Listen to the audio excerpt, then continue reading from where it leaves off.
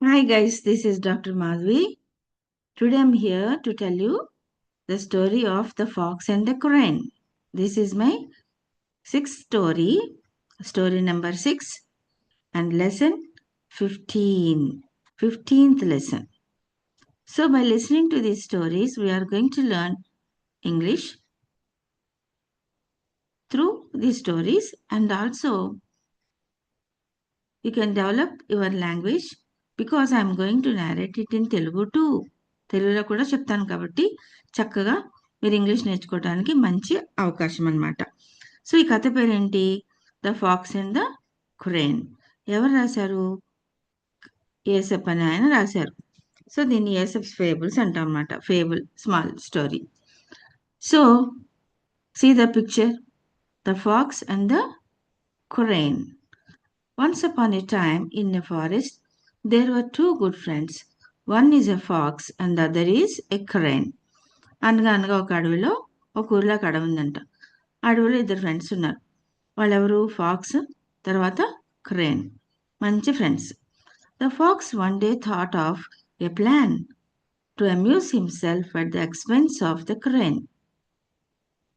The fox one day thought of a plan. Fox ఒకరోజు ఒక plan వేసింది.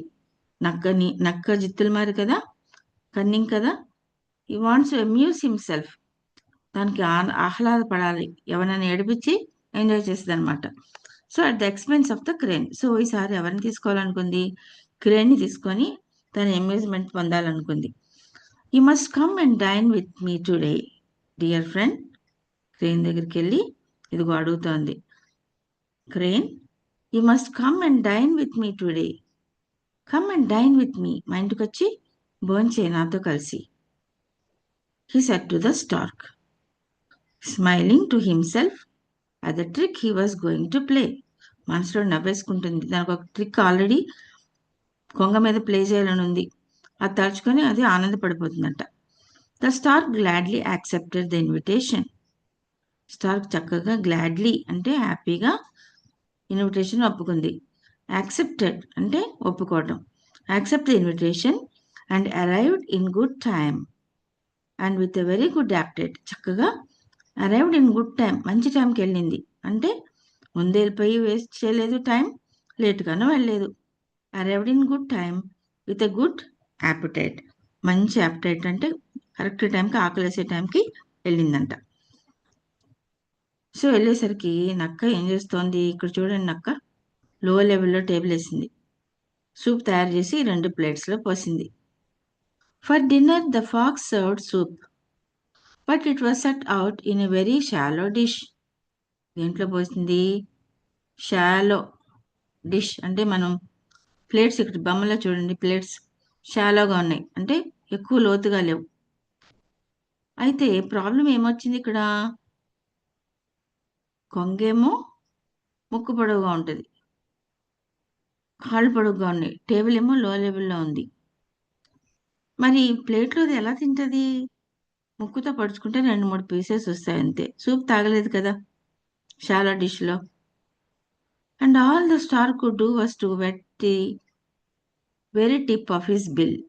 Bill అంటే దాని కొంగ ముక్కుని బిల్ అంటాం. పొడవైన ముక్కుతో ట్రై చేసి కనీసం 2-3 ముక్కలు తిందామని ట్రై చేసింది. బిల్ ఒక్కటి, దాని ముక్కు ఒకటి వెట్ అయింది అంతేగాని పాపం సూప్ ఏమీ తాగలేకపోయింది. Not a drop of soup could he get. పాపం, not a drop of soup could he get. A drop, ఒక డ్రాప్ కూడా ఆయనకి రాలేదు, కొంగకి రాలేదు, తినడానికి తాగటానికి రాలేదు. But the fox lapped it up easily. Lapped, LAPPD, lapped it up easily అంటే ఇప్పుడు మన ఇంట్లో డాగ్స్ ఎలా తింటాయి? నాలుగుతో తింటాయి కదా, క్లక్ క్లక్ నీళ్ళు తాగుతాయి కదా, దాన్ని ఏమంటారు? ల్యాపింగ్ అంటారు. So fox lapped it up easily. So అది కొంగేమో పొడవుగా ఉండే కూజ లాంటి దాంట్లో అయితేనే తినగలుగుతుంది. నక్క తినలేదు. నక్క దేంట్లో తినగలుగుతుంది? ప్లేట్లోనే తినగలుగుతుంది. అది ప్లేట్లోది గబగబా కొంగ ఎదురుగుండా ఫాక్స్ ల్యాప్డ్ ఇట్ అప్ ఈజీగా దాన్నంతా తినేసింది నాలుగుతో. ల్యాపింగ్. ల్యాప్ చేసింది. ల్యాపింగ్ అంటే దాన్ని ఈటింగ్ అనకూడదు. The fox lapped it up అంటే టంగ్ తోటి అంతా తీసేసుకుంది, సూప్ అంతా తాగేసింది. And to increase the disappointment of the stork made a great show of enjoyment. ఇంకా దాన్ని ఇంకా ఏడిపించాలని, టు ఇంక్రీజ్ ద డిసప్పాయింట్మెంట్. మరి అంత ఆకలితో వచ్చింది కదా కొంగ, డిసప్పాయింట్మెంట్ కదా, ఎదురుగుండా ఫుడ్ ఉంది, తినడానికి వీలుగా లేదు, అనివిగా లేదు, తినలేకపోతుంది, డిసప్పాయింట్ అయింది. సో దాన్ని ఇంకా డిసప్పాయింట్ చేయడానికి దాని ఎదురుగుండేది గబగబా క్లక్ క్లక్ క్లక్ క్లక్ అనుకుంటా ఆ సూప్ అంతా తాగేసింది. గ్రేట్ షో, దాని ముందు గ్రేట్ షో ఇచ్చి సూప్ని ఎంజాయ్ చేసింది పాపం. సో దీనికి ఆకలేస్తుంది కదా, వెంటనే చాలా బాధపడిపోయింది కొంగ. వచ్చి ఏం చేసింది, ఇంటికి వచ్చి తినాలి కదా మరి, ఇదిగో ఇంటికి వచ్చింది. So the hungry stork was much displeased. Hungry stork చాలా డిస్ప్లీజ్డ్ నిరుత్సాహం కలిగింది. డిస్ప్లీజ్డ్, సి ఎంత మంచి వర్డ్.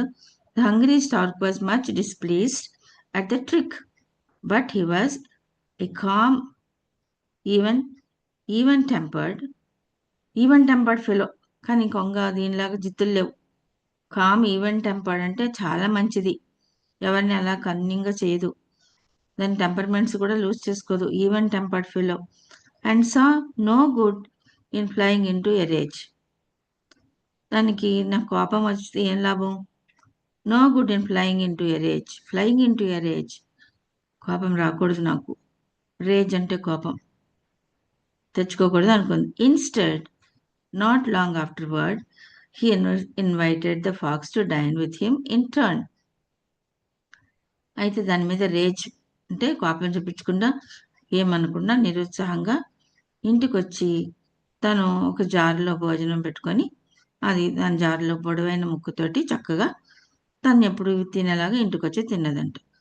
అయితే ఇన్స్టెడ్, అయితే ఏం చేసింది, నాట్ ఆఫ్టర్ లాంగ్ టైం, ఎక్కువ కాలం అవ్వలేదు, ఇంకా కొన్ని రోజులు అయిన తర్వాత ఫాక్స్ దగ్గరికి వచ్చి, మీరు కూడా మా ఇంటికి భోజనానికి రండి, and invited the pox to dyne with him in turn.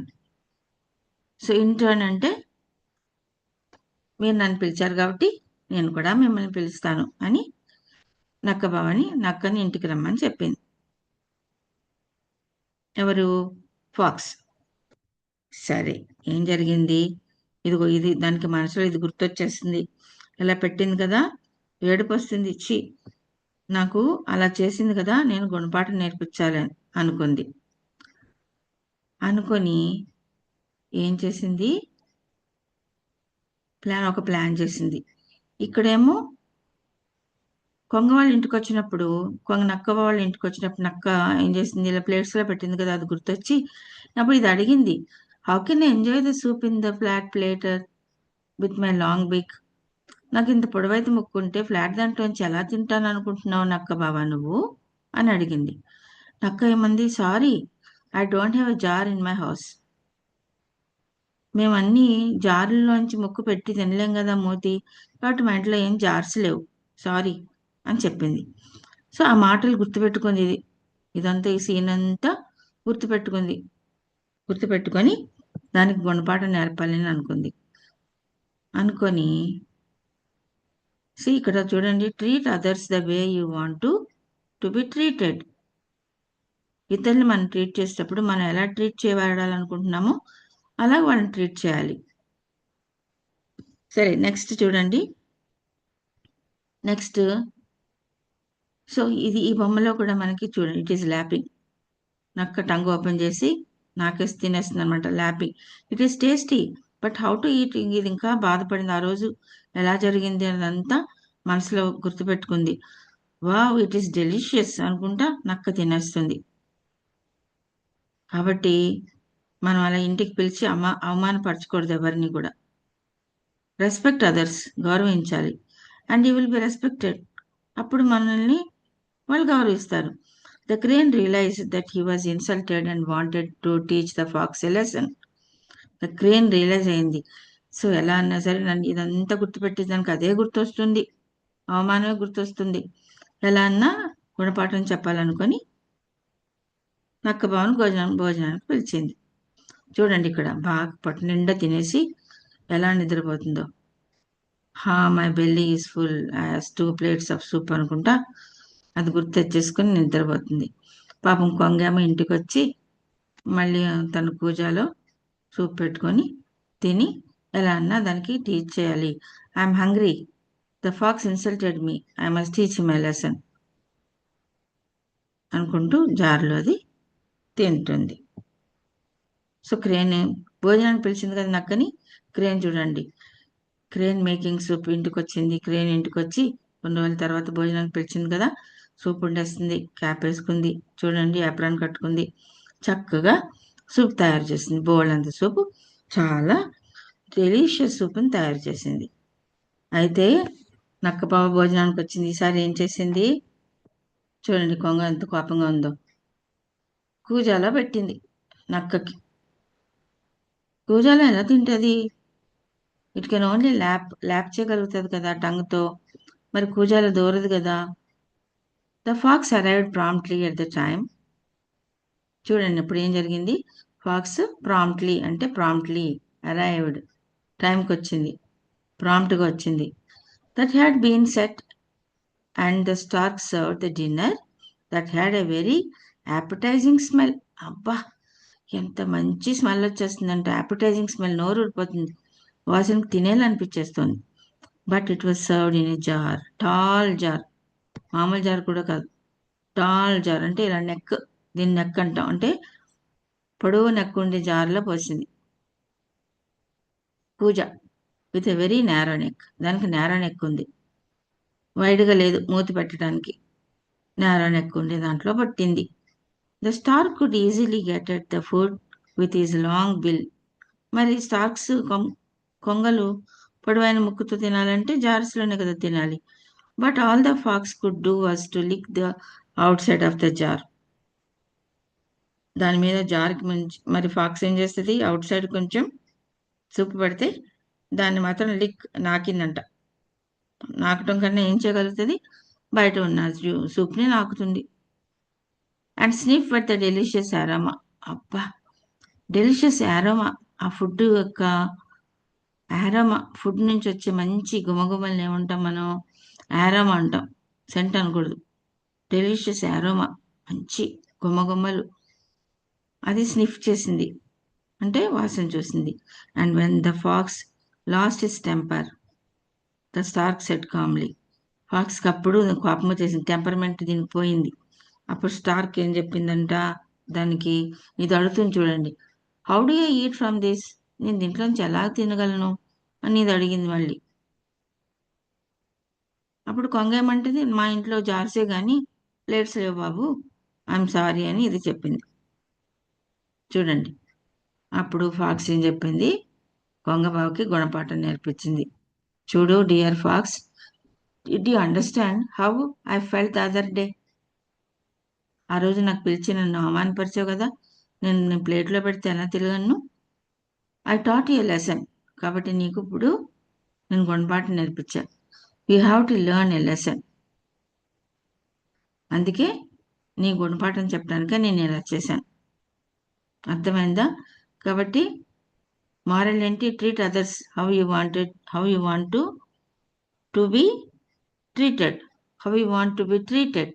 నువ్వు ఎలా ట్రీట్ చేయబడాలని అనుకుంటావో ఇతరులను కూడా అలాగే ట్రీట్ చేయాలి, అర్థమైందా, అవమానపరచకూడదు అని దానికి చెప్పింది.